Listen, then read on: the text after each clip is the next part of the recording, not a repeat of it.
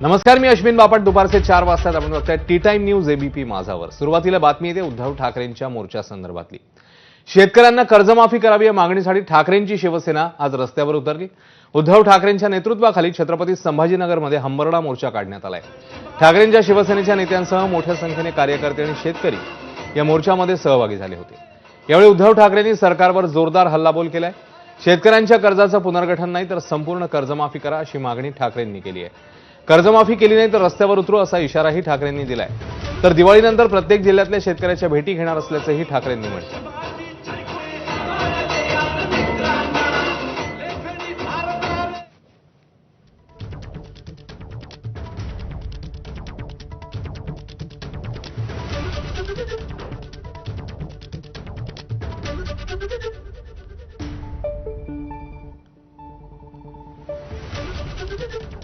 कर्जाचं पुनर्गठन करणार. आम्हाला पुनर्गठन नकोय, आजचं मरण उद्यावर नकोय, आम्हाला कर्जमुक्ती पाहिजे. मग आपल्या मुख्यमंत्र्यांनी असं काहीतरी ते बोललेत म्हणे यांना अधिकार काय, मला अधिकार आहे.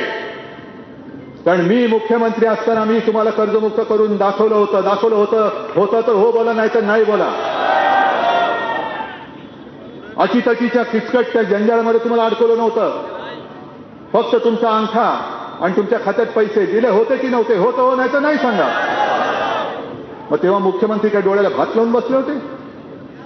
आज हा हंबरडा मोर्चा नाहीये, हा इशारा मोर्चा आहे. सरकारला आम्ही इशारा देतो आहोत की जर तुम्ही कर्जमुक्त केलं नाहीत तर आम्ही फक्त मराठवाडा नाही तर अख्खा महाराष्ट्रातला शेतकरी रस्त्यावरती उतरून तुमचा विरोध केल्याशिवाय राहणार नाही. अख्ख्या महाराष्ट्रातल्या शेतकऱ्यांना मी आवाहन करतो. एक तर 3.5 लाख रुपये तुम्ही मनरेगातनं कसे देणार, कसे द्यायचे तसे द्या, देऊन दाखवाच. पण 1 लाख रुपये दिवाळीपूर्वी माझ्या शेतकऱ्याच्या अकाउंटमध्ये पहिले टाका. पीक विम्यासाठी म्हणे किती 5,000 कोटी कुठून आणणार? इथे आलेल्या शेतकऱ्यांनी किती विमा घेतलेला आहे जरा हात वर करा. घेतलाय? कारण आता विश्वासच नाही उरलेला. शिवसेना आता लक्ष ठेवेल आणि जाहीर केलेल्या पॅकेजवरती एक तर दिवाळीच्या आज जे जाहीर केले ते तुम्ही पहिले द्या आणि दिवाळीनंतर सुद्धा मी मराठवाड्यातच नव्हे तर संपूर्ण महाराष्ट्रामध्ये प्रत्येक जिल्ह्यात जाऊन शेतकऱ्याला भेटणार आहे.